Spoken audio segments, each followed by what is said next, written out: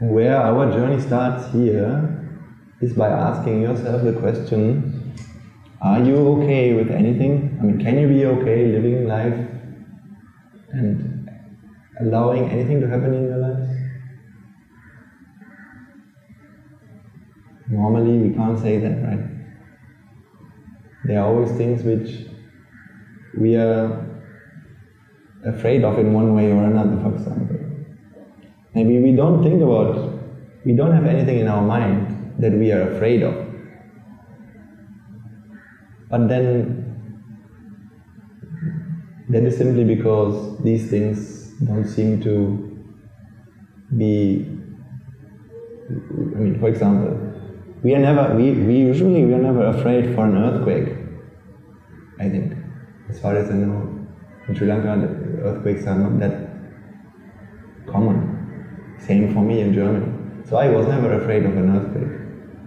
But if I would hear the news that there might be an earthquake, then the fear would still suddenly come. So we don't always fear things, but there's always some fear there.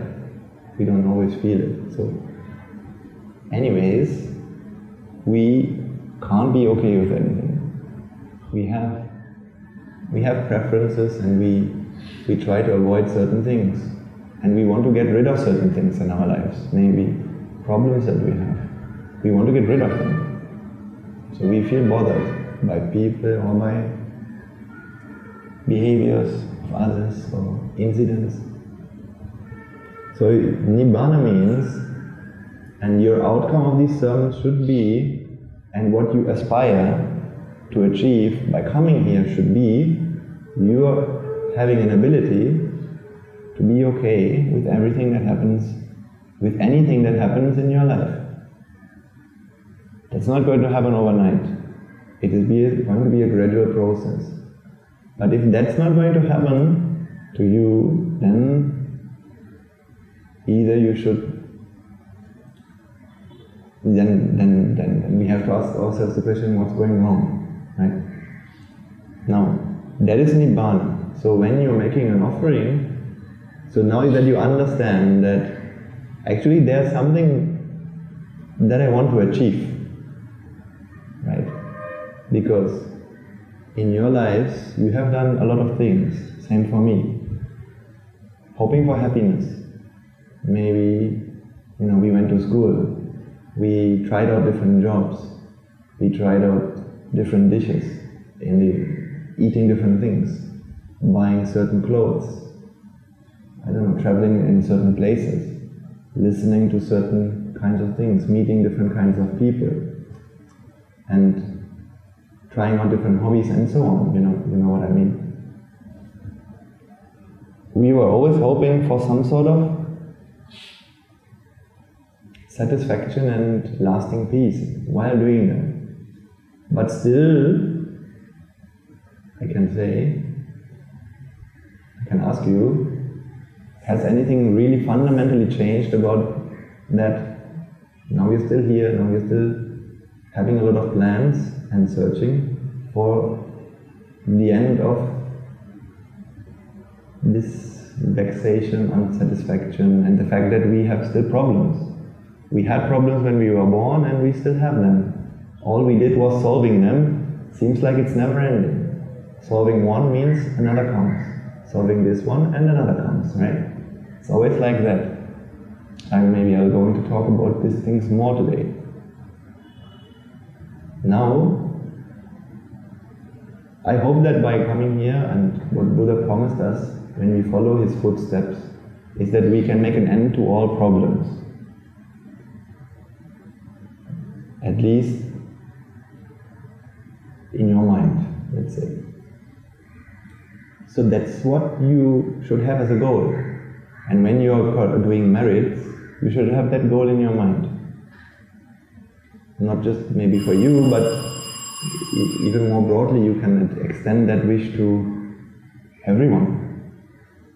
As more as you understand that you are not the only one who is in this situation, but everyone is in this situation, you can make that a wish that is more true for everyone. So That means when you're doing an offering, that's how it is connected. So, for example, when I'm just giving this example, when you're offering the dana to the Mahasangha, so again I already said this at the beginning, don't think about offering it to the Swaminatha, but this is a symbol for actually the Mahasangha that the Buddha has created, we can say, all these great arahants of the past, the present and of the future, in the mission itself. This Swaminatha, he is just a representative of the mission. So for the mission of selflessness, peace, freedom, you give that. And when you will give that, then that will return to you. So the purpose must be really clear in your mind for there to be the benefits. Because the merits happen, of course, in your mind. You know, your action itself is not what creates a merit. I hope that you know that, but I will still explain this because to me personally that was not clear. For example, some people believe that it is what we do which creates the merits. That means what we do with our hands. For example, sometimes you see when it is about offering, let's say it's about offering something to a monk, to a spiritual person, or generally offering. We always want to be the one who offer. That means we want to be the one who have the spoon and who want to give that to the other person. But I'm saying that is not necessarily what creates a merit. If we are very, very, let's say, self-concerned with I need to be the one who's giving that. You know, because of this concern in our mind, it reduces our meritorious energy, power. But if there's another person standing next to that, and he just feels so happy to see people doing merits, you know, he can see others, oh look at them. They're offering something to these pure qualities of Mahasangha, or Buddha and Dhamma and Sangha. They're offering something to aspire to become noble or virtuous, to attain to wisdom, to become good people, all these things.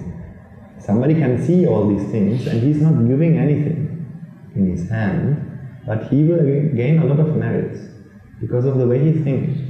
Whereas a person who is doing it for him to get merits, I mean, there's nothing wrong with us wanting merits, that's fine, but the more it's about us versus others, for example, now the merit power reduces.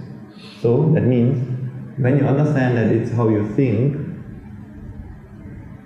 then you will focus on your intention. So you might know this example. If there's a person who's sick, let's say you see somebody, he has a knife in his hand and he's cutting a body open. That is an action. The action is cutting a body open. Is that a good thing or a bad thing? We can't say that. Because a doctor might do that. Actually, I can't say that. So a doctor might do that with a good intention. A doctor might also do that with a bad intention. I can't say. There are plenty of doctors both ways. But it can be done with a good intention, it can be done with a bad intention. And that's what counts.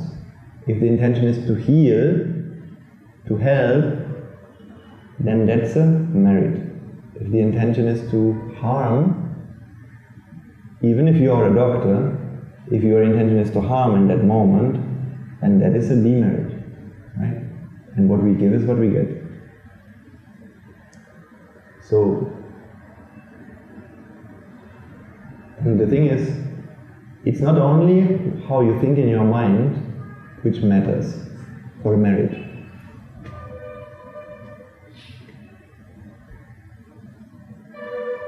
There are two aspects here.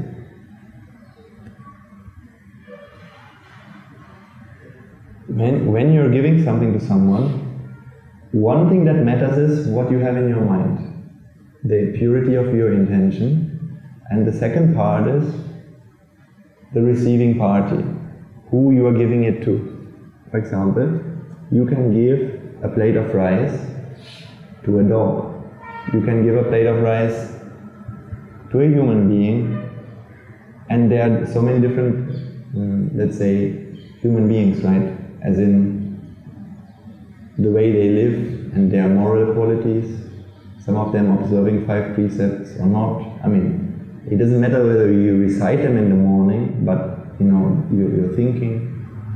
So there are different kinds of people or beings with different kind of mindsets, and you can give the same thing with the same intention to any of them.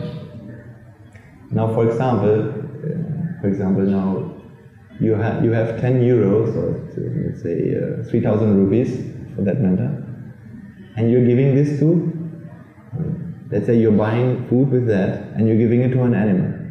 What will the animal do? It's going to eat it. Do you think the animal will take the rest and share it with the other animals? Maybe with his puppies, it will do that. A dog, for example, but it will not do anything more than that. Generally, that is what a dog would do or an animal would do. But a human being, most likely, we could say, at the moment, in these times, nearly every human being would at least share this plate. If he doesn't need to eat all of this, if there's something left, at least he would share the leftovers, at least maybe with his family, or with anyone who's around. So that's already a much more selfless way of thinking. So you can see when you give something to someone else, the benefits that will come out of this giving depends on what the receiving party does with that, how pure he is. So, for example, the same applies when you steal or when we steal something. If you, for example, steal from the government, that is not the same as if you're stealing from, let's say, a criminal or from an animal. You can also steal from an animal, or when you're stealing from just a normal person. Because the government is something which operates for the whole of the country, for the good of the country, right? It's not operating just for one person. Or let's say when you're stealing from the church or from the sasana, that's what our teachers always tell us. All our kids and everyone who's in the sasana, they always tell us, if you steal, that means if you take something which is not supposed to be, like for example, you go to the kitchen in our monastery and then you'll see there's chocolate, and this chocolate was specifically there to feed the kids. Now imagine a monk or someone else goes and takes the chocolate and eats that. Now we can consider that is stealing. But because it is meant to benefit a lot of people, the harm that you create by stealing from the government, because it is something that is meant to be there for many people, will be more higher, will be more harm than if you steal from a dog or a normal person. So you can see who you're giving it to matters. If you're giving to to a purpose which is very selfless, then you acquire more merits than if you are giving the same thing with the same intention in your mind to a different purpose which is not so selfless. That's why this quality of Mahasangha or Sangha is also called as Anuttarang Punyam Khettam. So, limitless field of merits. Punya is merits, Khettam is Pali means, in Sinhala means I think, Khetta means field, if I'm not wrong.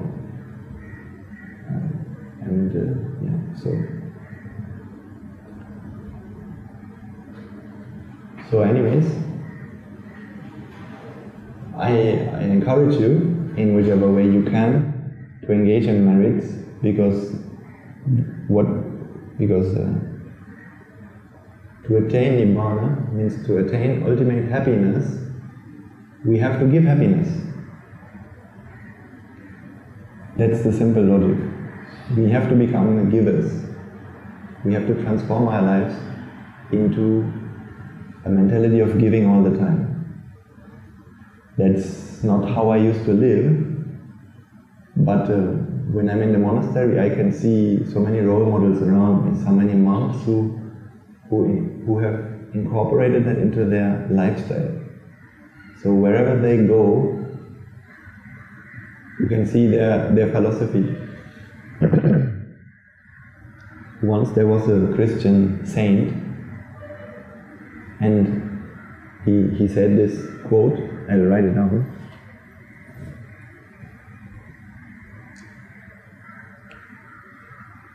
It's always the most important time, the most important hour as in an hour, is the present one.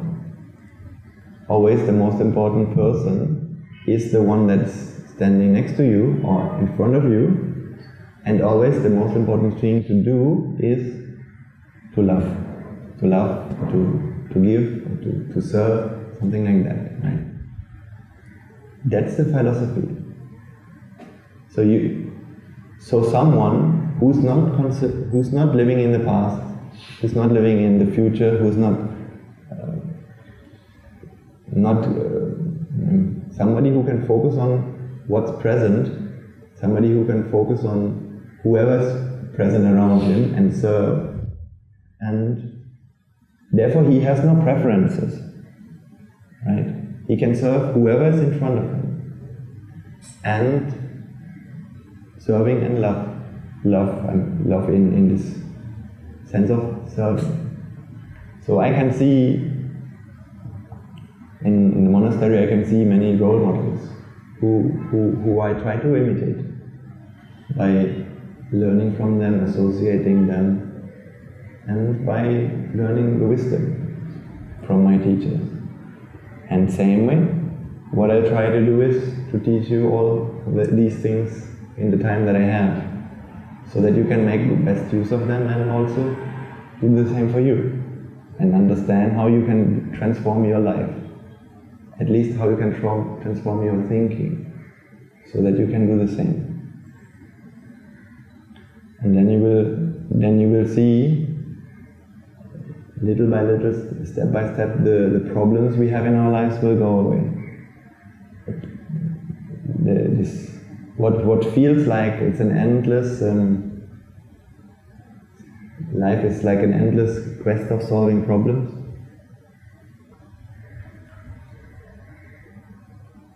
Yes, in one way, of course, problems will never stop. That is to do because it has to do with the conditioned nature of things that we see around us. For example, when will be the last time that you get sick? I mean, having a cold, once you cure your cold, the next time will surely come soon enough. So that will never stop. A cold, fever, maybe your car breaks down, maybe your child gets sick, maybe an economical crisis will happen, political crisis will happen. These things will never stop. So solving problems will always be basically what we have to do. That is what life basically means, right? But if at least the problems don't bother us mentally, that would be nice. So, yes, for example, the car breaks down, or the tires, you see a flat tire on your car. Now that could be something you need to solve that. You need to maybe bring your car to a garage, or at least call someone, or tell someone, or pay money to someone. These will be things you need to do. You can never avoid that. But if you can do all of these things at least with a peaceful mind, then we can say, physical problems exist. Physical problems exist that you have to solve, but mentally you don't feel any problem. You are not bothered by these things. You will do it, because that's what you have to do. What are you doing at work, if not solving problems? Maybe not your own problems, but problem that your boss asks you to solve. And you will do that. And if you're not at work solving problems, you will be at home solving problems.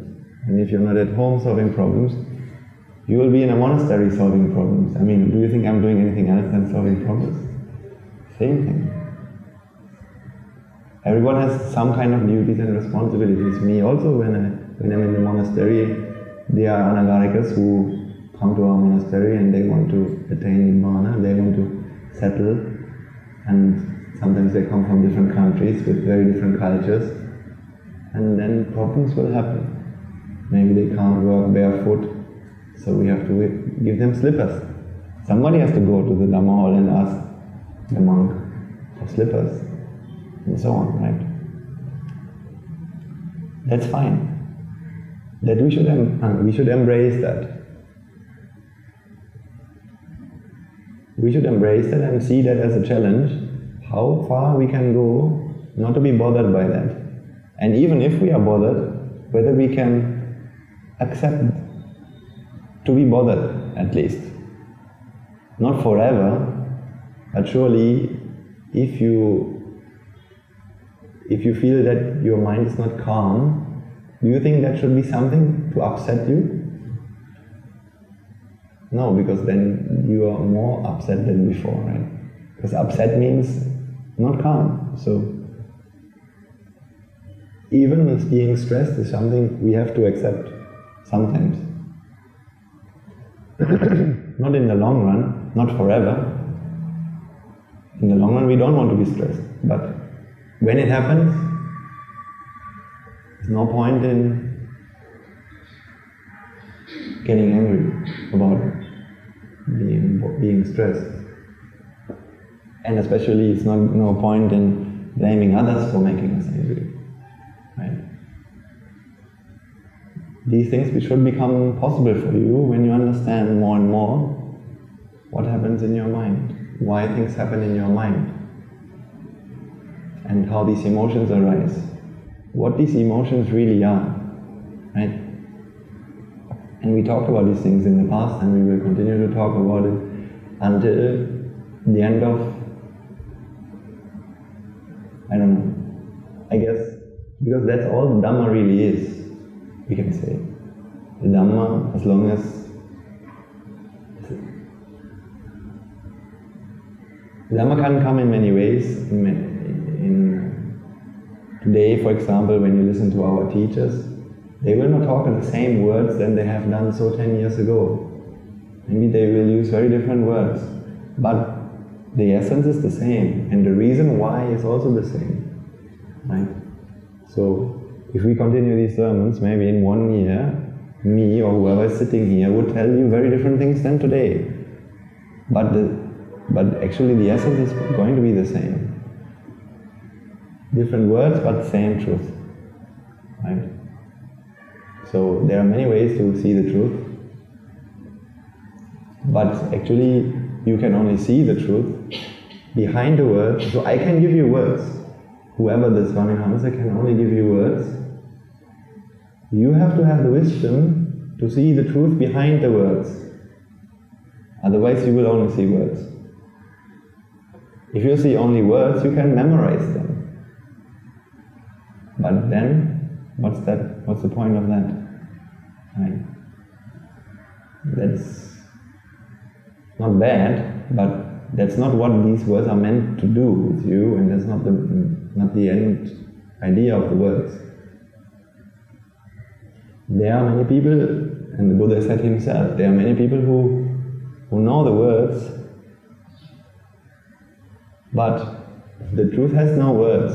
So he gave an example. The Buddha said, people who know a lot of scriptures, but they don't practice what they know, this is like people who count the sheep. This is like a farmer or a person who's counting the sheep of another farmer. Right? So he has not. So what good does it have to count the sheep of another farmer? Because you will not be able to get any. What can you buy from that? Or let's say you are counting the cows of another farmer. Now this farmer has 100 cows.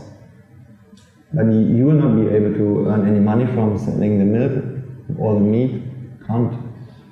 It's for no use. So in the same way, that's why I will not give you a lot of theory in these sermons. Theory as in knowledge. I'll try to make it as practical as I can from my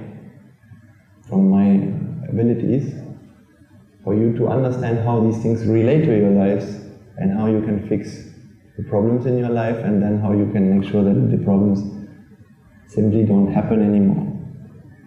Right? That's it. And that's how I learned the Dhamma from my teachers. Maybe that's not something that everybody likes. I can understand it. And maybe that's not the common way as well. I don't know.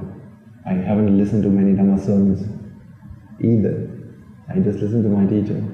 And he never explained the Dhamma to me in many Pali words. Here and there, yes. But that's it. All the rest is simply concepts that you feel within you, that you apply to within you, and you see the truth and the healing power that they have. And there's this one point I want you to understand. When we want something, for example, we want to buy something. Maybe you want to buy a car. Maybe you want to buy a phone. Maybe you want to travel somewhere. When we want something and we don't have it, how do we feel at that time? Vexation, yes, it's true.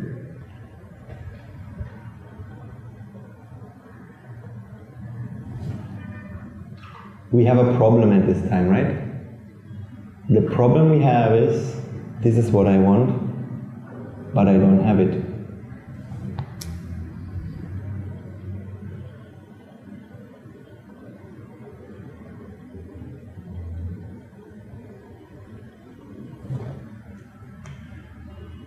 There's an emotion that we feel when we want something but we don't have it. For example, we want a car. We want a Ferrari. But we don't have a Ferrari. In the past, I tried to explain you, if you ask a person, I'll give you this example the monk used yesterday. So, yesterday I was with another monk and he gave this example to a group of people. There's a couple, and let's say there are two couples, man and woman, and let's say one of the ladies, she really wants to have a child. But for some reason, this couple can't have a child. Maybe some biological reasons. So do they have a child? They don't have a child. The lady, the woman, she would like to have a child. So how does she feel? We had to use the word vexed. That means she's unhappy. Maybe the man also unhappy. Maybe not, I don't know, depends on his mind now. So she's unhappy, and if you ask her, why are you unhappy? What's your problem? She would say, because I don't have a child. I don't have a child. Good. Now let's take the second couple. So I'll just write.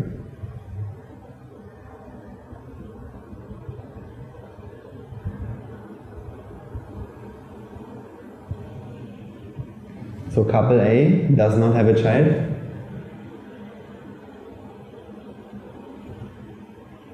And there's some sort of unhappiness or sadness or upsetness, right?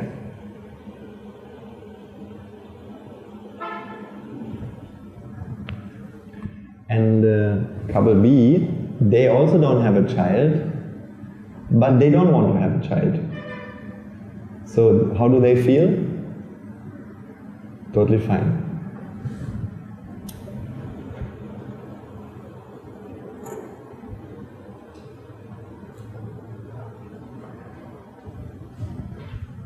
Okay, so this is maybe a little bit revision. Maybe for some of you it is so obvious, maybe for some of you it's not obvious, so I'm just make sure.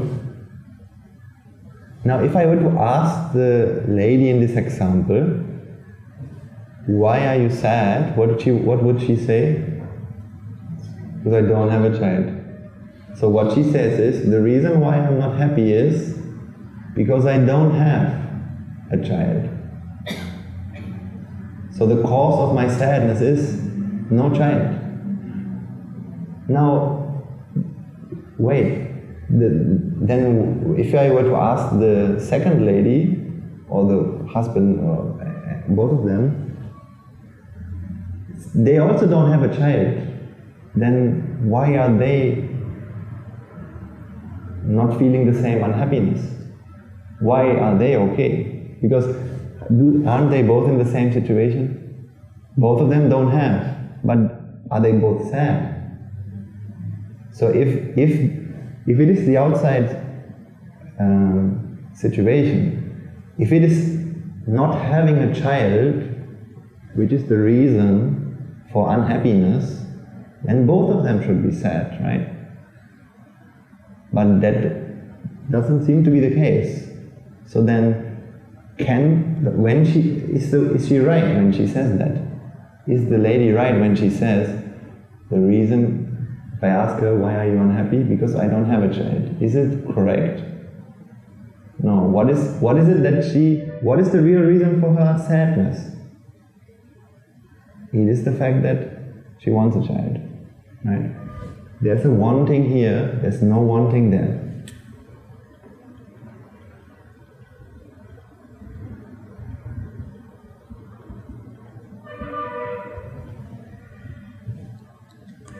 So you can understand a very simple fact, and I ask you to understand it very clearly, and I ask you to apply it very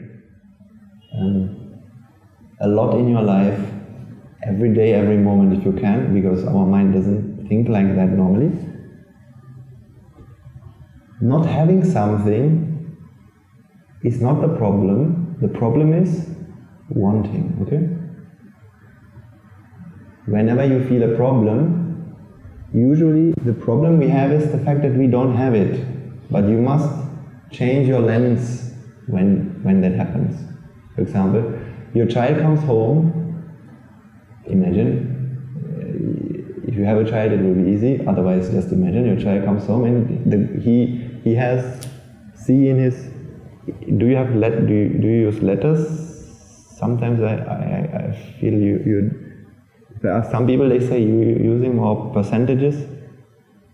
You're using letters, right? Okay, C. So let's say a C or a D. And he comes home with a C. But usually he has A's or A stars. So, now, is the problem that, let's say we feel unhappy because the child has come home with a C. Or maybe the child is sad that he has a C. So what's the solution? Should we tell him, yes, I know, the problem is you had a C, so learn more, so next time you can write an A and then you will be happy. Is that the solution? It's a temporary solution, right? For a while, then the child will be happy, but that is only a very temporary solution. Because the problem is not the C. What's the problem? Wanting to have an A, right? And again, I remind you, when I talk about this, I don't mean to say that you shouldn't try to have an A, because it is your duty as a student to have a good grade, so that's never out of the question. So if you think that I can just fail school, then you misunderstood me. Yeah? So you should try your best. Trying means, learning, doing whatever is required to succeed. But the suffering which happens to us is because of the wanting for an outcome, with the belief that this outcome has happiness. So the problem is not the C, the problem is wanting for A. So now you can see how to switch our thinking when we encounter a problem. Don't take the not having as a problem, take and understand the wanting as a problem for your mind, okay? Your mental feelings arise not because of the fact that you don't have, they arise of the wanting that exists. Try to solve that problem. It's the very first step of anything you do if you want to find freedom within. Is that clear? Good.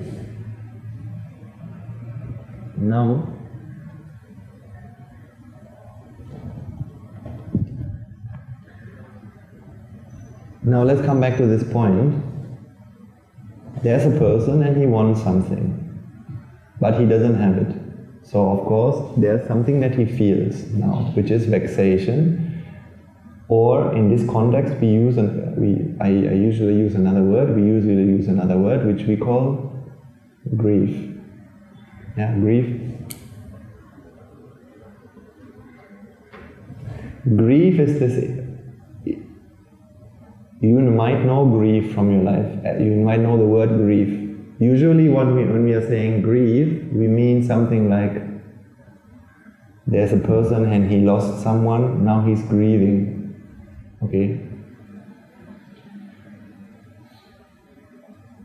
But usually when you want a phone but you can't have it, you would never say that you're grieving. Yeah? But what I'm trying to say is, when there's wanting but not having any of this, any kind of, it could be a phone, it could be, I want my mother to be alive but she's not alive. Any of these big spectrum, I give it one name, that name is grief. Okay? So when I'm using the word grief, it's not how we use the word normally. It's a bit more extended. Is it clear? Otherwise, okay. So I call it grief. Not having something. And wanting it, of course. Yeah? Without wanting, there's no grief. Right? Because we all don't have many things, right? We all have never been to Jupiter. We all have never seen most of the galaxies in the universe, right? So these things we have not seen, but we don't suffer. We would suffer if we would want to see them, right? Good. So, grief. Now let's say to come out of this feeling of grief, what do people usually do? Grief or vexation. They do something, right? Activity.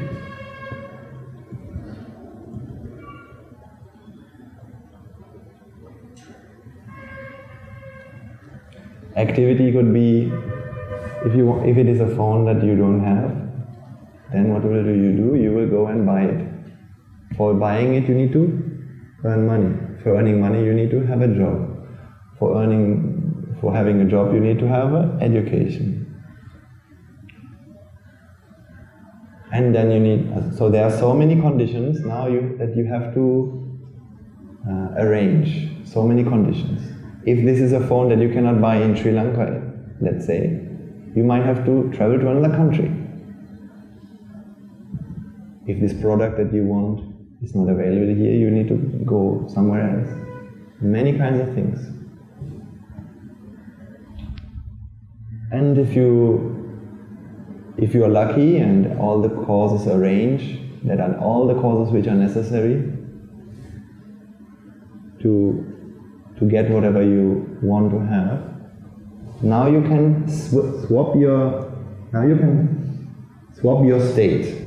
You will go from the state of not having to the state of having, right?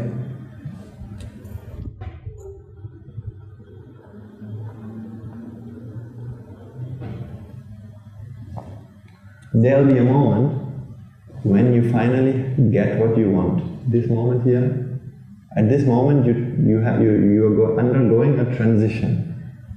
The transition is, you were in the state of grief, which means you didn't have something that you wanted, to the state of having what you want. Right? So this is the transition point. And what happens at the transition point? Normally, if it is something that we want to have, we feel pleasure. Right? Does it make sense? Any unclarity?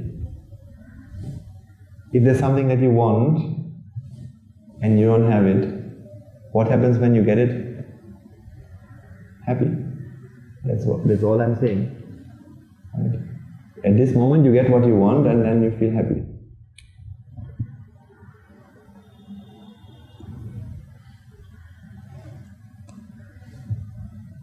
Now you are in the state of having it. You bought the car that you were dreaming of. You bought the phone that you were dreaming of. And now you have that. You are the owner of that. So you could say, I have finally solved my problem, right? What was the problem that I had? I didn't have this. Now I have it. Problem solved.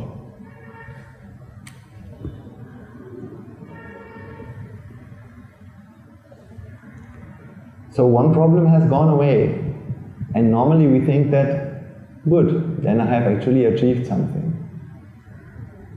But the truth of the matter is this: a new problem will arise. What's the new problem that will arise? When you have something that you want, what will happen? Imagine, yes, maintenance is a very good point. You need to maintain it, right?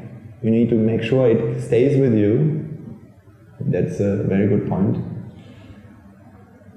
And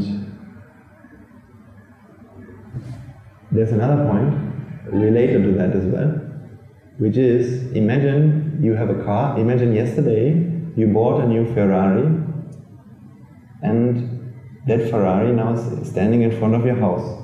But you are here with us in this sermon hall, and imagine you'll get a call or somebody will tell you, do you know that there are kids playing around with a ball next to your Ferrari? How would you feel right now? Vexation. So you have. You have bought your Ferrari, you have the car.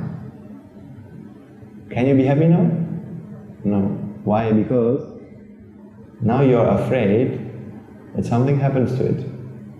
So would you be able to enjoy this sermon? I don't know, maybe some of you have come here with a car and you had to place your car somewhere, right? So actually, then we can also realize, for our peace of mind, when there are people who are watching over the car, they're doing us a great favor. Maybe they deserve that we share our merits with them. If right now there's someone who's watching your car to make sure that nothing happens to it, then he gives you the chance to work on your salvation, or to work on your wisdom, which is a very, very unique opportunity for you. And not everybody has this chance. So actually, he deserves our gratitude. That's why when we are sharing our merits, we should also share our merits with them. Actually, because he's helping you to be here. He's helping you to walk this path. Not just him. Of course, all the teachers in your past. All of them deserve our gratitude. The ones who taught you the alphabet in school, the ones who taught you even in English, for example. Even me, I learned English in school, so my teachers taught me English, otherwise I could not speak English now, I couldn't explain you this in English. Of course, my parents they also deserve a part, not just the parents of this life, even the parents of the previous lives. Because the parents of this life, they gave birth to us, right? Your parents of this life gave birth to you. But in order to be born, in order to be able to receive a human womb, that means to get the embodiment of a human, there must be something human first, which is the mind. You have to have a human mindset for you to get the chance to be born as a human. And is that something that your parents did for you? No, your parents just received you, or basically, through the help of your parents, they gave you the chance for this human body. But to qualify yourself to have a human body, you had to have a human mind first. Mindset of a human. And that is something that not your parents helped you to achieve, that is someone else who did that. Many other people did that. They helped you to earn merits suitable for a human life, suitable with a human mindset. Right? Maybe the parents of your past lives, because they went to the temple with you, maybe to the church with you, maybe they taught you human values, how to be a good human, how to be kind, all these things. So they also deserve our credit for us to be here right now. And then the people who built up this country, of course, right? These are also, when I was born, I remember in Germany, in 1949, after the war, 1945, when the Second World War finished, Germany was completely destroyed. Most of the cities were completely destroyed. And then there was a whole generation of people, mostly the women actually, because they were the ones who were still alive after the war. They had to build up everything, right? They had to remove all the broken buildings, the stones, and build up the houses, building the streets again, building the infrastructure, the hospitals, everything. And for a society to run, you need teachers who teach, whatever we study in school, mathematics, medicine, biology, all these things had to be done. So I was born in the 90s, so therefore I was born into a society where all of these things had been done already. Right? So I could, otherwise I would have to build all these things. I have to build the buildings. So I would have never been able to learn English, travel around the world, which is something, I could have never dreamed of doing that. And finally find the Dhamma, and now I have the chance to share the Dhamma with whoever, like you and others. So these people, and likewise you can think about the same here. I mean, there was also, you had war in this country as well. So there have been many people who made it possible for us to engage in this kind of spiritual development. So that's just a side note to give more meaning, more life to the merit transfer. Right? So coming back to this point, normally what happens in our lives, we always solve a problem, but the thing is, actually the same problem reappears in another disguise, in another form. Here you have grief, because you don't have what you want. But what do you have when you have what you want? You have fear. So you have the same thing, it's the same problem. Actually, okay, if I say grief and fear, it seems like these are two words, so two things, right? Or if I ask a person, what's your problem? I don't have this car. And then, a few weeks later, a few months later, now he's happy. Yes, I have it, finally. And then a few weeks later, he will tell me, he's worried that something happens to it. So normally we feel that this is a totally different problem from the one that we were in before. What I try to explain now, what I want you to understand is, it is the same problem that you had. It's just a different name. So if I write it in a more clearer way, the problem that you have here is not the fact that you don't have a car, it's not grief, we can simply say it's vexation, right?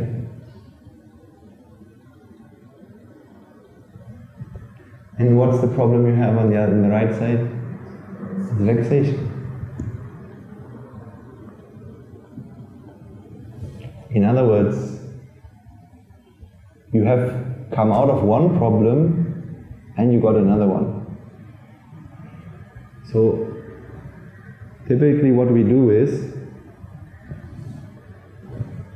when our mind wants something, when our mind has a vexation, we try to satisfy the mind with a solution in the outside world. For example, the mind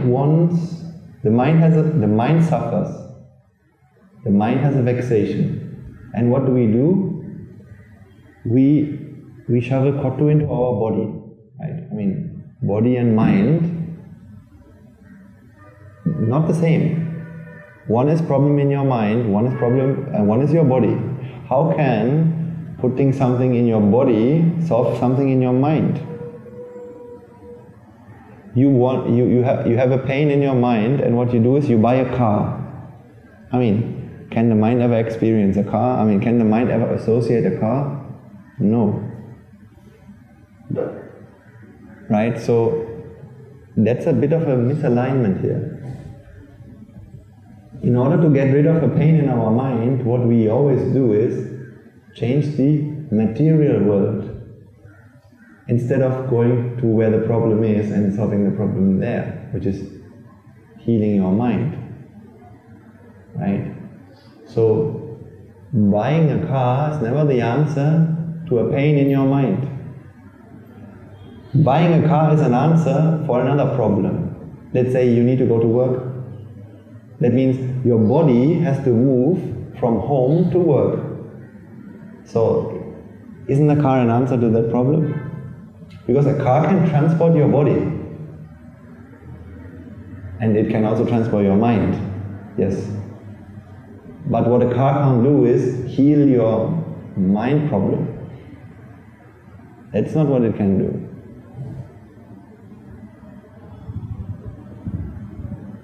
And that is why the problem never stops, right? That's why the problem always keeps existing, because you are not solving it. Because you're trying to solve a problem which exists in your mind by doing something in the outside world. How can that work? So the problem continues. And but there's one thing that happened.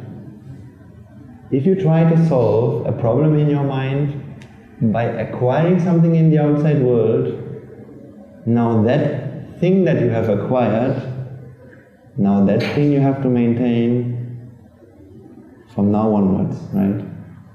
So there will be actually now two problems.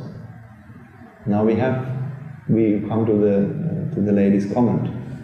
Fear is something you will keep, so the vexation will be there, but you have also something more now to do, which is now you have to maintain this stuff.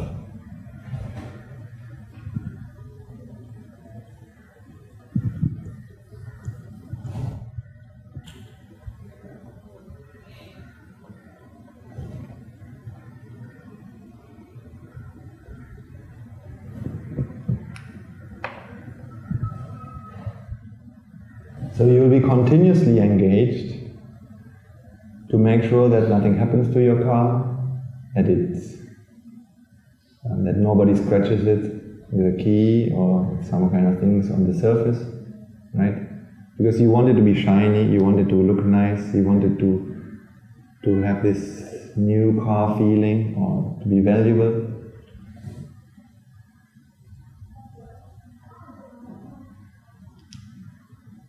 Because your happiness depends on it, right? Normally when we want something, actually, simply spoken, the logic should be, if there's something that makes us happy, for example, acquiring the car, if a car gives us happiness, if this is actually happiness, then actually the day after you have bought your car, you should be okay if I take it from you. Because happiness is now with you, so if you lose the car now, then what's the problem? Is that how we feel? No. Because although we felt happy for a moment, that happiness does not satisfy us, right? It feels good, but it doesn't mean that we now no longer want. The wanting will always exist, right? If you don't have a car, you want it, and if you have it, you still want it. That's why you have to maintain it. As long as you want it, you will maintain. You will maintain it for you to keep being happy. Because the moment you will no longer have it, you will lose your happiness again. Or that means actually you're going back to grief. You're going back to sadness. So can you see how wherever there's things that we want, we are continuously engaged in this sort of work, maintaining. Either you're saving up money to buy it, which means you need to work hard to do that, or once you have it, you are working hard to make sure that you don't lose it anymore, to make sure that nothing happens to it. Right? So where there's wanting, there's a lot of work for us, and that never stops.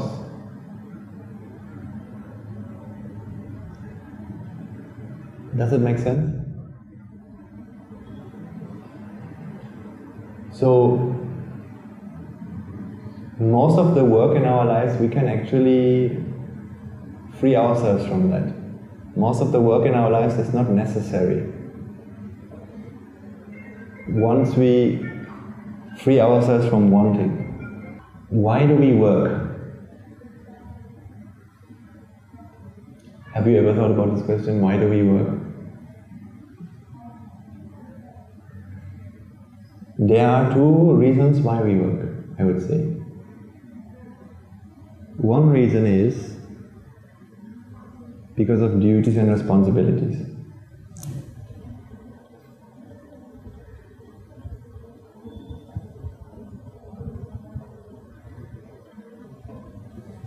For example, you have a body. The body gets hungry regularly, every few hours. For that, what do you need to do? you need to feed it some food. So that has something that you have to earn. Therefore you need to earn money, therefore you need to work, right? So that is a reason why we work. Because duties and responsibilities means your body is also a duty that you have. Another duty, you could be, you have a child. So that means you need to work to nurture your child, you need to teach your child values, you have a responsibility to watch where it is going. Let's say, if it is playing on the street, you should know what it is doing. At least make sure that it doesn't do anything. Because children normally don't always know the danger of certain things, right? So we as parents or as adults, we have the responsibility to make sure that nothing happens to them, as well as they don't do things to others, to our neighbors, which are maybe harmful to our neighbors. Right? So this is the responsibility. So for this we also have to work. So I take all of this together as duties and responsibilities.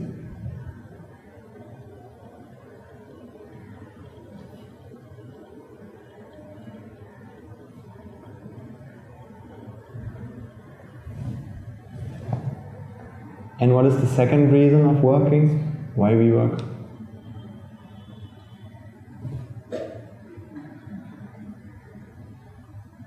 That is because we want things, right? For example, when I was a teenager, most of my day I used to play computers, a certain period, okay? A certain period I used to play computers. So all of that, sitting in front of the computer and talking to people over the internet, as well as paying the money for the game, all of these things, and I was lucky my parents paid the bill, but actually that was not I never realized that's not a good thing. So however, yes, so you have to pay electricity, right, things like that, because of a wanting. Because the moment that my wanting for computer games went away, all of this gaming is so useless, right? I wouldn't sit in front of a computer and play if the wanting wasn't there, because this was purely driven by wanting. People go to play lottery, maybe they go and play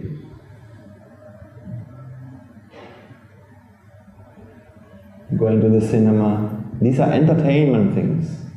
So these are normally always driven by wanting. Right? So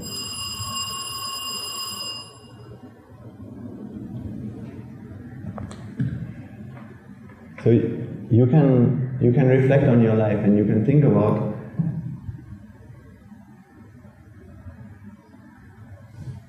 this maintenance. You can get rid of this completely.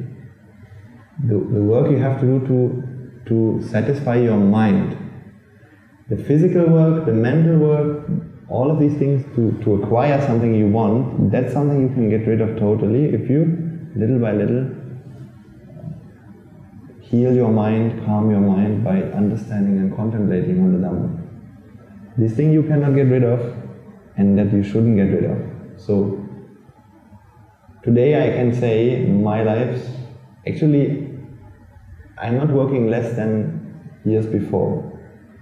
Well, now you see me as a monk, so you might say that a monk's life means you can meditate all day and you're sitting in Velimalu and not doing anything. That's not actually the case, right? So we do sit in Velimalu and we close our eyes and we contemplate, because it's like, it helps us, especially when we are not trained in certain contemplations, right, to improve that. But this is not something we do just for ourselves, right? Because sometimes when we're sitting in Velimalu for 2 hours, at that time, when we have the space to contemplate, we get a lot of good insights, and these things are things we can share with others. So we understand the Dhamma clearer and clearer, right? So, for example, for you as well, if there are things in the sermon which maybe make sense to you, if you sit down for 30 minutes or even 10 minutes and you try to take some examples from your life and apply how these things relate to that. For example, today I explained to you that what happens is, in our lives, problems just get replaced. You go from grief to fear, right? You go from grief to fear. And then at some point you go from fear to grief. Right? And so we never get actually rid of any problems like that. So you can apply this to your life, and you can see it in examples. This is contemplation, this is meditation for us. So if you're coming along here, meditation should mean, or meditation for you should mean, take these things that I'm explaining to you here and try to apply them into your lives and see whether they make sense. And if they don't make sense, then that's good, because you have something that you can ask. Either for example, you can write a note, or you can keep it in your mind and try to find an answer in the next few weeks. These are really good. That will help you to improve your wisdom. And then you will also find little by little the answers to the problems that you have. And beyond, your life will change. So that is meditation, contemplation, applying these principles to your lives. That's not something you need to close your eyes for. You can, but you don't have to. If you're really skilled in doing that, you can do it all the time. You can apply it very quickly and know what's the real problem that you have and how to solve that. Right?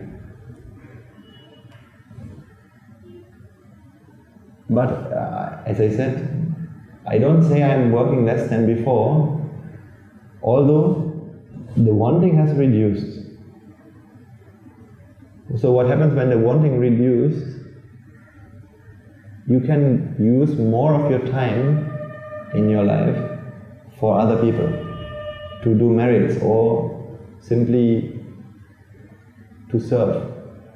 So the work will be the same. I mean, physically the work will be the same, but mentally you are not as stressed as before, right?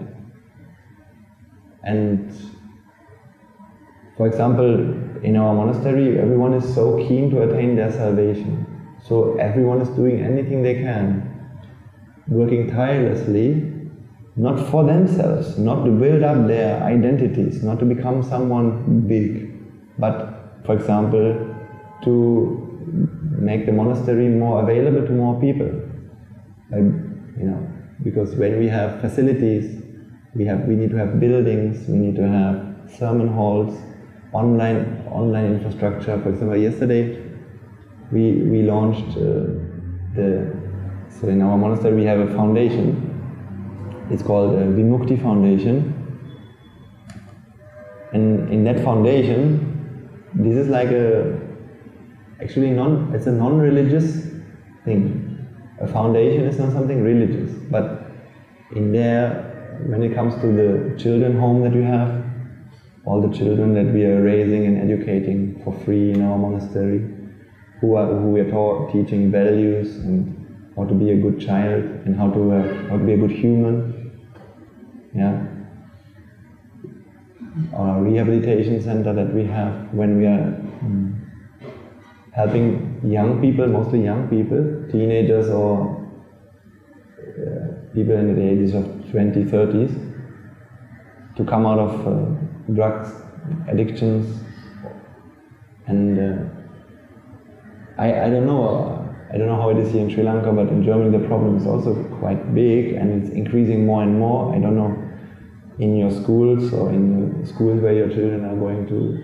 I guess drugs are actually a real problem, right? So I met people in our rehabilitation center who have been through years of addictions. Because they have been trying to fulfill their mind the way that people told them to do, which is taking drugs. So that is the only solution people have. They want to take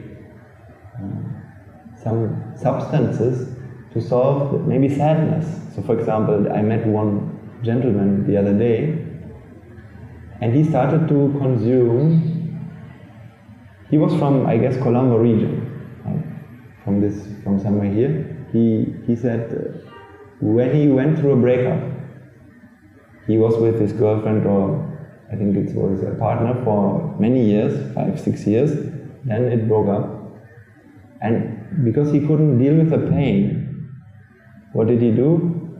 He started to consume methamphetamines or something like ice, some kind of things, right? So he did that for a few months, and it totally ruined his life. Surprise. But the thing is, even people know that it ruins their lives, still they can't stop themselves from doing it. Because they feel the void, they can't get over these feelings of having lost someone you love, maybe. Every morning you're reminded of this. And this feeling is this vexation is so unbearable, so you need to feel it somehow, at least so for a moment that you don't feel the pain. And then, depending on the culture, depending on the environment, people do different things. Maybe some teenagers or adults around the world are taking drugs. And I have been in countries, when I was traveling through around the world on my bicycle, I saw people doing all sorts of things to come out of this existential vexation, this problem that they have. I mean, that we all have, first when we are born.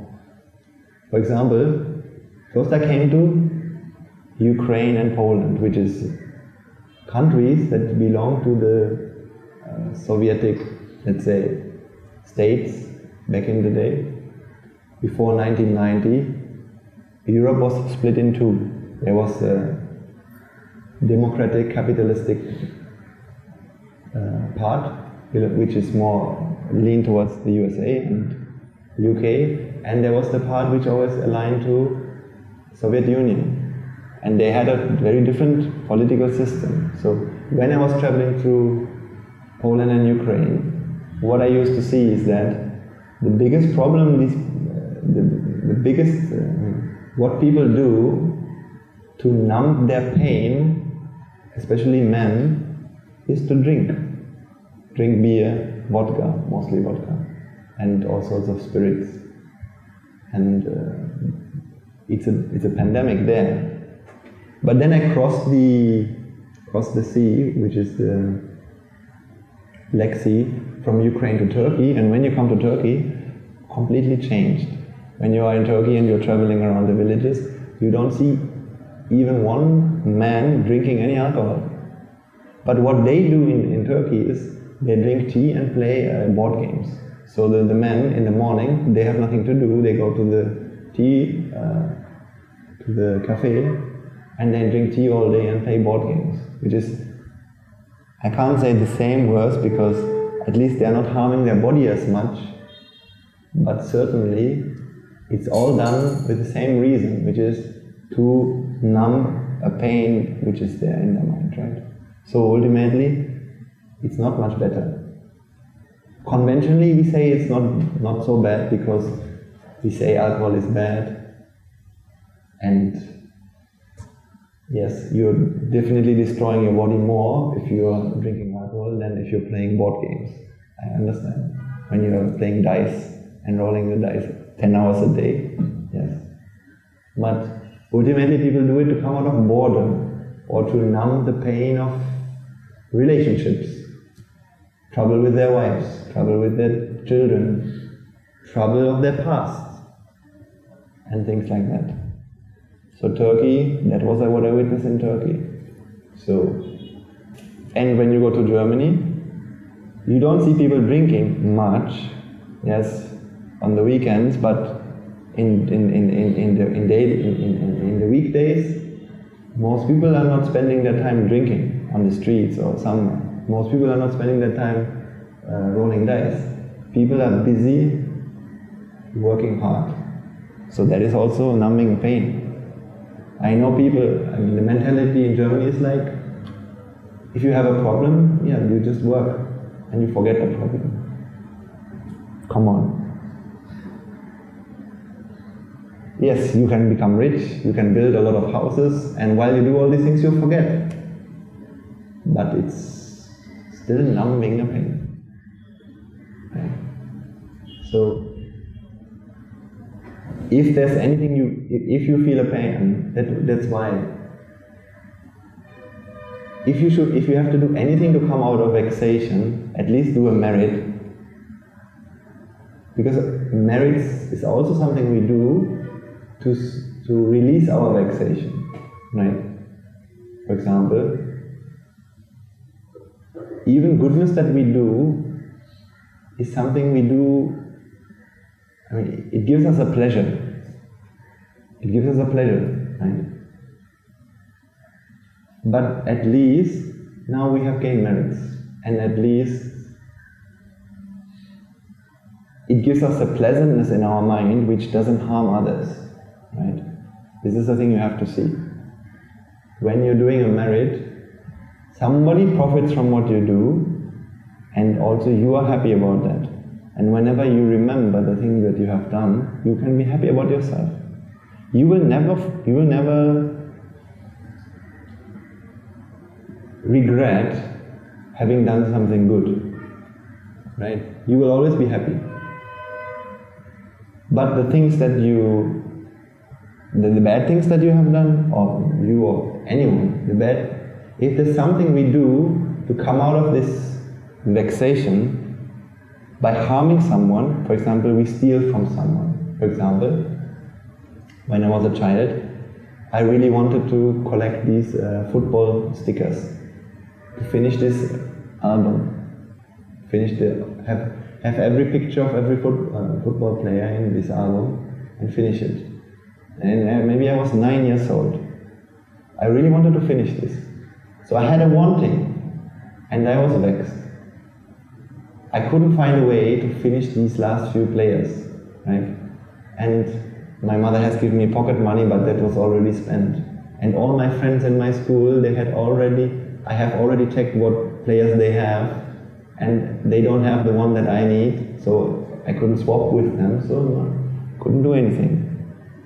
Then I was with a friend, and when I was with my friend, usually in that days, in that age, when we were age 9 and 10, usually we sleep over at our friends on the weekend. So one morning I saw, when he opened his lockers, that he had 10 euros. And at that time, I stole it. That was one of the times. I never stole much in my life, man. It's the one few, I'm saying, subtle. We do a lot of things, but we don't notice that. That might be true. But like classical, what we call stealing, that was one of the only times I can remember. However, yes, of course. Why did it happen? Because there was a vexation, there was a void to finish this sticker album. Therefore, I stole these 10 euros, I bought the stickers, I was unlucky, they were not the right ones, so I didn't even achieve what I wanted to do, so I couldn't relieve the vexation, or the vexation couldn't relieve, but the karma was done, therefore the deed was done, now I can't stop it anymore. However, you can see, karma is something we do. Why? This, what I drew here,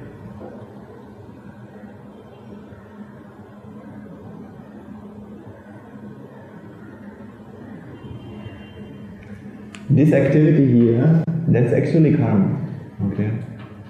Activity that we do to release the vexation in the mind is called karma, right?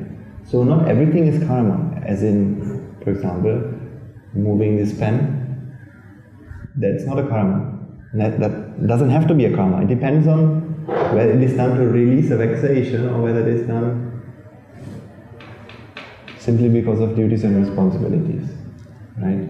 Sometimes, of course, these two things overlap, right? So, karma is always where things are done to release vexation, and that can be done in two ways. Either we can say a sin or a merit, a demerit or a merit. If I want to have this sticker album and I want to complete it and I steal from someone, then in order to get rid of this void or the grief that I have, that the mind feels, now stealing happens, therefore it's a demerit. But you could also, in order to release your vexation, do a merit, right? Means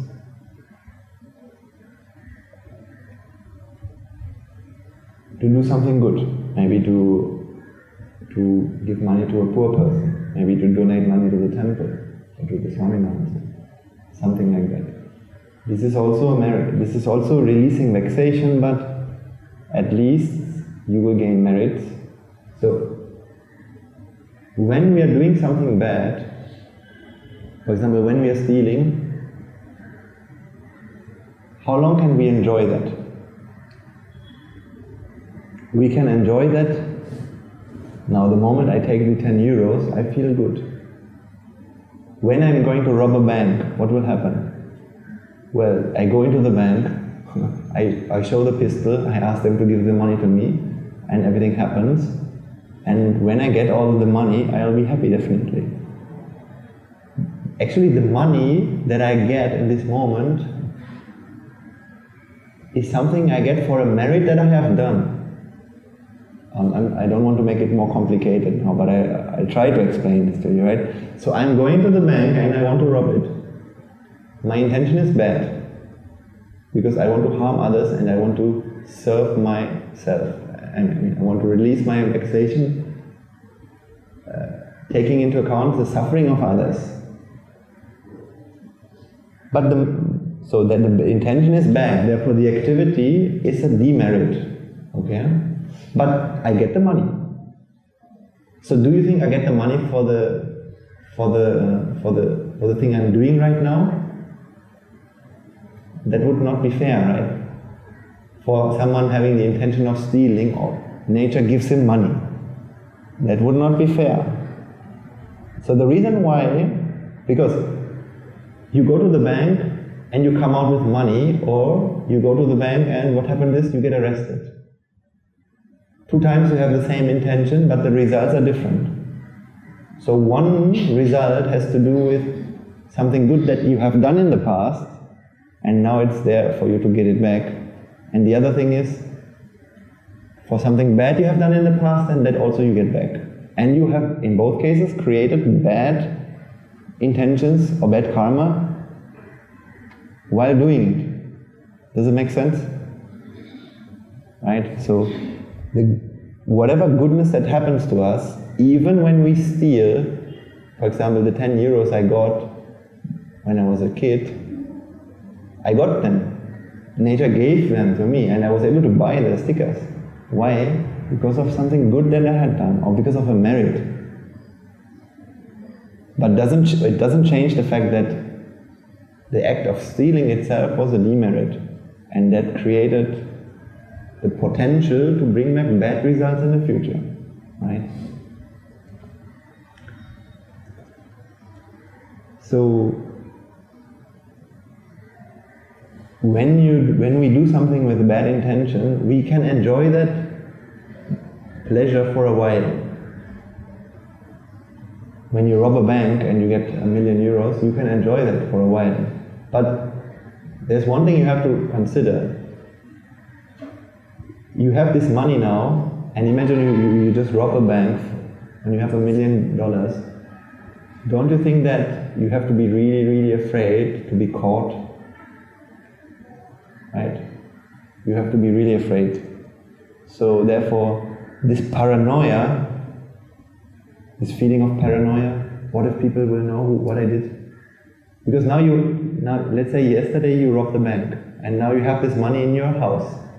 Now you're going on the streets because you just want to eat something in a restaurant. Now you're going across every face to face. But what will happen in this time is you will look at other people and you will feel like, oh, what if he knows? What if he knows? What if she knows? It's a huge pain, huge suffering, fear that people might find out. So that is now with you. So you can't actually enjoy the money that you stole, really, because from that time onwards, you will always be afraid that people will find out what you have done. Let's say you're sitting in the restaurant now, the news comes, breaking news. For the bank robber yesterday, there are new signs that this and this clues have been found. So now you're wondering, oh my God, have they found something about me? Will they come? What have they found? Is it a lot or not? So again, now you're undergoing a tremendous horror in your mind, because although you have stolen $1 million, from now onwards you are going to live in paranoia for the rest of your life, maybe. Or in other cases, if you do something bad, normally what happens, we have to feel this guiltiness for a long time. We will never stop feeling guilty about it. It can happen. By the way, I'm not saying that you can't get rid of all these things with the Dhamma, right? So with the Dhamma you can get rid of all these things, right? That's why even Angulimala, when he killed 999 people, I'm sure that after he did that, he must have these worries in his mind. What if people find me? What if people kill me? What if people arrest me? He must have felt that. The fear of being caught was there. But when he met the Buddha, when he became an Arahant, after that fear was no longer there, even though he killed, right? Because with the Dhamma you can treat these emotions. So when we do something bad, we can enjoy that a long time. And then after we fall back in a lot of suffering. Right? You can think about a person who's, let's say, sexually abusing, who has done that. Because such a person does it, of course, to find freedom from his vexation. Normally no one would do that just like that. No, just because. We don't do things just because. We do things because we have a problem that we need to get out of, and we don't know any other way other than whatever the action. So this is not an excuse, by the way. I don't say that I don't excuse such behavior, because the thing is, they're harming themselves as well as the other person. So it's the worst thing for both, doing that. Because although you, for a moment or for a while, you will feel okay, and you no longer feel this pressure in your mind, vexation, maybe lustful feelings, because these are a huge problem for people, right? Most of us, we don't have the need to commit such things, because we have other ways to release our pressure, isn't it?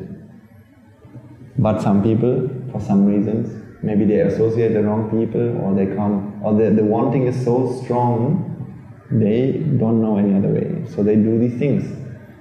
And for a moment they feel good, but the problem is, soon enough maybe you want it again.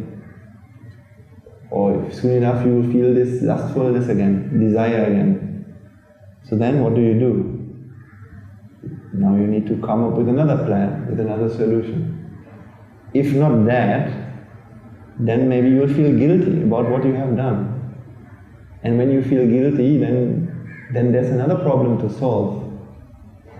When you feel guilty, you also need to do something to feel happy again. At least you have to go to the church and apologize, or to to go to the temple and offer alms so you can feel that I'm not such a bad person after all, right? So again, that's also something done to get out of this feeling of guiltiness, right? So again, then that's a good thing, definitely. So you can see, these were some of the things I realized the more I understand this concept of vexation and pleasure. Then I really understood that actually doing bad things is so useless.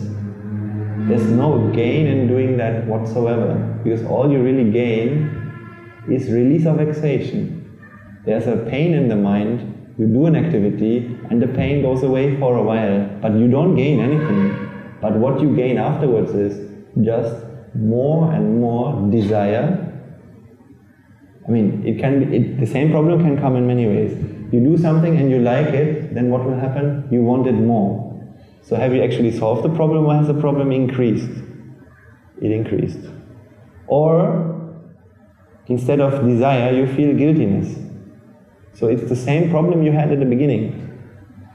At the beginning it was grief, now you did something bad, now you have guiltiness. So actually these are the same problems. Guiltiness and grief is the same. Or guiltiness and grief and fear, right? Before you rob a bank, you are in grief because you want money. Now you rob the bank, now you feel, what if somebody finds me? So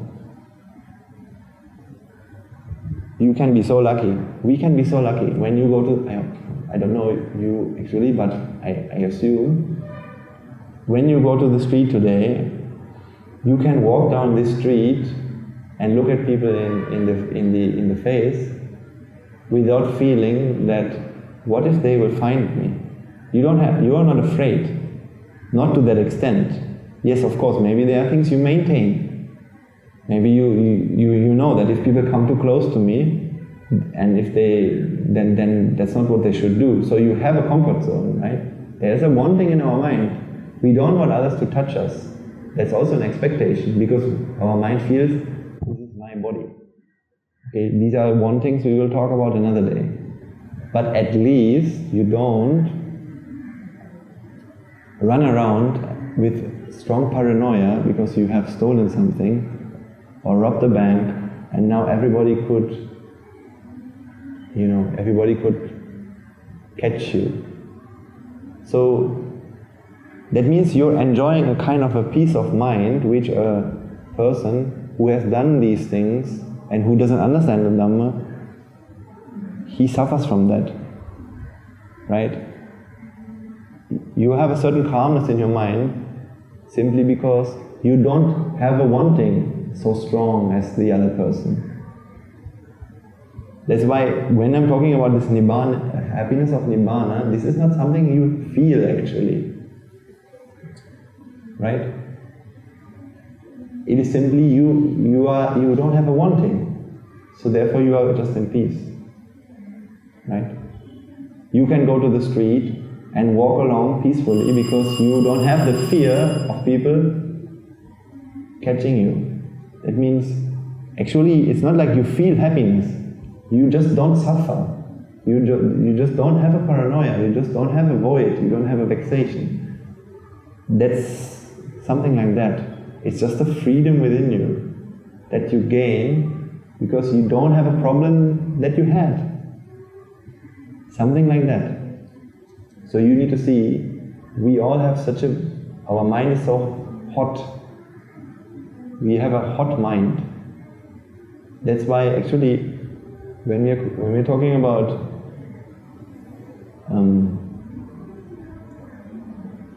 Trividaratna, so in Sinhalese we have triple gem, Trividaratna. Ratna is usually translated as a gem. Actually, from what I have been told by my teachers, I can't tell you the details, but if you want to know the details, I can find them out and tell them next time or another day. Actually, Ratna, in this case, doesn't refer to gems. This is what the conventional meaning has come to be. Ratna has something to do with, I think it is maybe something like Rat and, so it has something to do with heat and removing the heat or cooling down the heat. I find out, I ask some monks to give me the exact words here. So Buddha, Dhamma and Sangha, these three qualities are actually, they're referring to something that we do to get free from the heat in our mind, right? Normally you think the Buddha is a person, and the Dhamma is a teaching, and the Sangha is the monks or something like that. That's what we worship. But in a deeper sense, in the ultimate sense, Buddha is Nibbana, Buddha is a destination, it's a state of mind, which I explained to you today, state of mind where you are okay with anything. Dhamma is the practice, the path that we take to go there, right? The path that we take to go there, and Sangha means the practice that we do to go there, right? So these are the three qualities. So in other words, things that we do in our mind to get rid of this hot heat. The heat that constantly develops in your mind, which you are so used to, which is there all the time, but you don't feel it, because this is your normal life. But when you practice this, when you come along, when you engage in merits, when you try to realize the Dhamma, when you associate people who practice the Dhamma, not just me, but people amongst yourselves, or when you come to our monastery, who are following this path, what you will experience little by little is this cooling down of your mind. All these vexations that you have will go away little by little, and that in itself will give you peace of mind, and that we call Nibbana. That is the Nibbana I'm talking about. I mean, there's another Nibbana. There's Sopadisesa and Anupanisesa Nibbana. I think that's other words, right? So, but for us, we have, for the moment, let's concern us only with the Nibbana that we can easily understand, which is a life where we can live amongst people the way we do, but we can be okay with anything. Because we don't feel the heat in our mind, and we don't have these wantings and these vexations. That's what you should aspire to.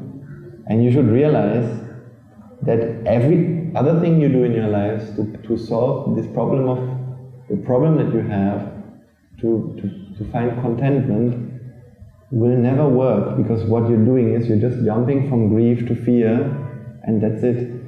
So you will never solve any real problem. You keep maintaining it. Vexation will always be there, because you're doing the wrong thing to address vexation. Because you're addressing the wrong problem. You're trying to address the problem of not having. So, for example, if the child has, if the student has a C, then the problem that the world addresses is trying to educate him so he can have an A. For example, you have a child and he's not the best in class. So yes, you can make him smarter and he becomes the best in class. But then again, if he goes to university, he'll be among many again, and he'll have to strive again to be the best. So no matter how much times somebody tries to be the best, he has to keep proving himself to be the best. And he has to keep fighting with others. And that's not the way to be happy. There's a much easier way. And that is work on your mind and attain wisdom. And for that, try to earn merits. That's what we all do. It's what I try to do. And it works. And with the merits that we earn, this sermon is possible. And little by little we realize more and more. And merit is one, but this is not the solution. Yeah? Merit is never the solution. It's only a medium. It's only a helping tool. What really helps us is to come out of ignorance. Come out of this not understanding of life, not understanding the Dhamma, the Four Noble Truths, anicca, dukkha, anatta, not understanding the concepts we're going to learn. What pleasure is. Pleasure is not something existing in the outside world. Pleasure is a process is simply release of vexation, nothing more. We can't actually call it pleasure, because it seems like that something is called happiness. But it's not only suffering going away. So actually we can only talk about suffering and no suffering. Can't talk about happiness. So that is what concerns pleasure. So we'll talk about these things, of course, in the future more. Okay, now we'll stop for today and share our merits. So when we are sharing these merits, we need to remind ourselves that simply by coming here and by cultivating our mind, by reflecting on these things, because you all came here to improve yourself, right? Yourself, and of course you also want to be the best mother, husband, wife, father, co-worker to be for the others. So you come here for yourself and you come here for all the people around you as well. So for that, you come here with a good intention, and what we are sharing here, we do that to transform ourselves. So you earn a lot of merits simply by coming here, and of course by any other merits that you have engaged in the last 1 week and in your lives, and whatever the merits that you do in other ways. All these merits, all this goodness, now we can share that, and we can remind ourselves that there are people who have helped us to be where we are today, again, to be born as a human in a country where these things are possible, because again, in most countries in the world, I came here because what I was looking for, which is happiness, I couldn't find this in Germany, right? I found it, the wisdom was here where I found this.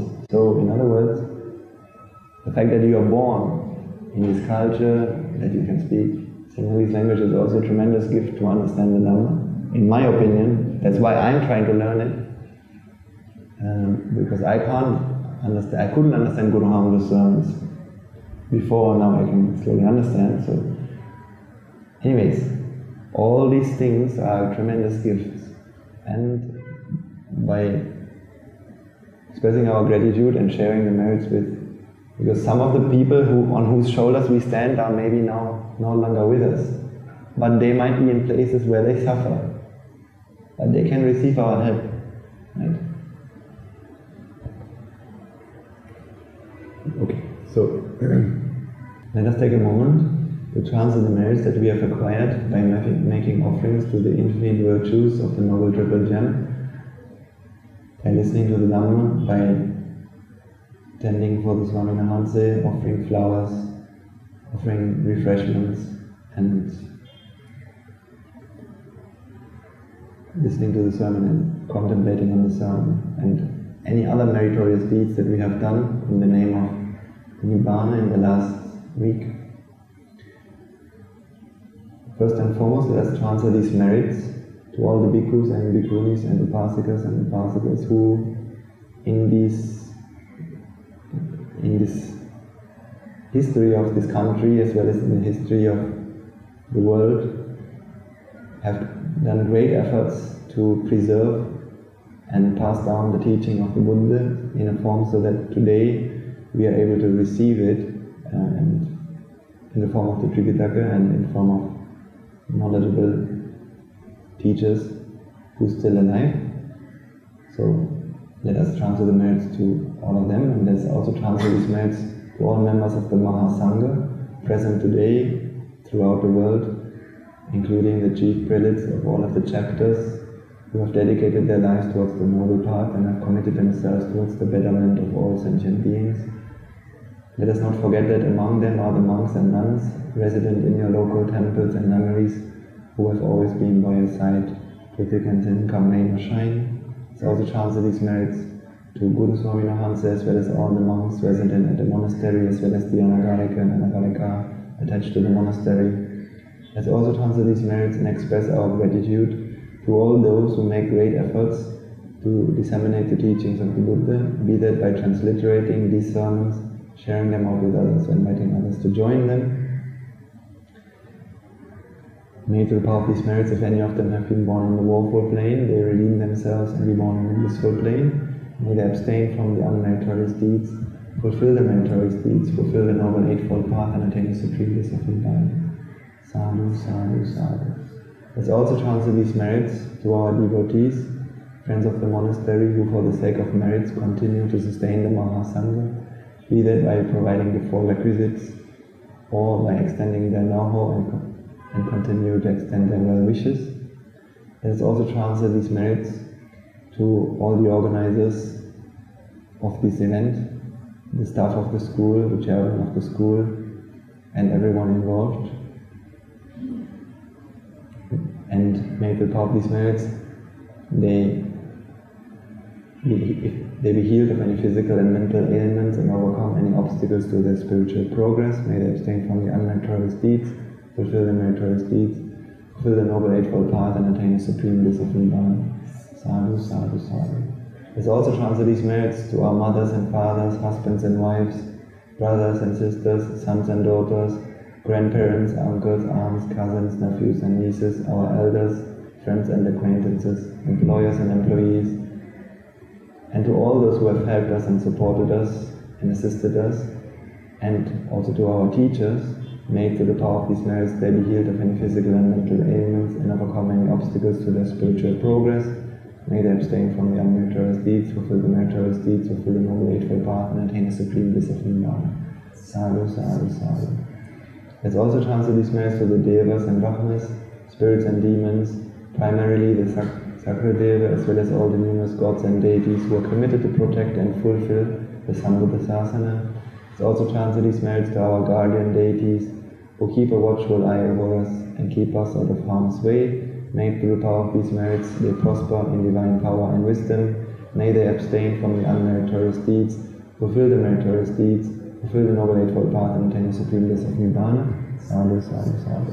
So also transfer these merits to our ancestors, to all those who have predeceased us, all those who have been families and friends to us in this infinitely long journey of samsara. Let's also transfer these merits to all members of the armed forces as well as the police force, who have sacrificed their lives to protect the peace and harmony of our nation. May through the power of these merits, may all those who lost their lives in the war, be they friend or foe, rejoice in the merits we have acquired today. Let's also transfer these merits to all those who lost their lives in natural calamities, such as tsunamis, earthquakes, landslides and pandemics, reminding ourselves that among them will be those who have been families and friends to us in this infinite long journey of samsara. May through the power of these merits, if any of them have been born in a woeful plane, they redeem themselves and be born in a blissful plane. May they abstain from the unmeritorious deeds, fulfill the meritorious deeds, fulfill the Noble Eightfold Path, and attain the supreme bliss of Nibbana. Sadhu, sadhu, sadhu. Finally, let us all resolve that, may through the power and blessings of all the merits we have acquired throughout the day, we be able to witness the advent of many hundreds of thousands of Arahants on this blessed land. And finally, may through the power of these merits, you and I and everyone who has helped to make this program a success become Arahatanahanse, Arahat Mehenanahanse in this very life itself, and in the era of the Gautama Buddha itself. Sadhu, sadhu, sadhu.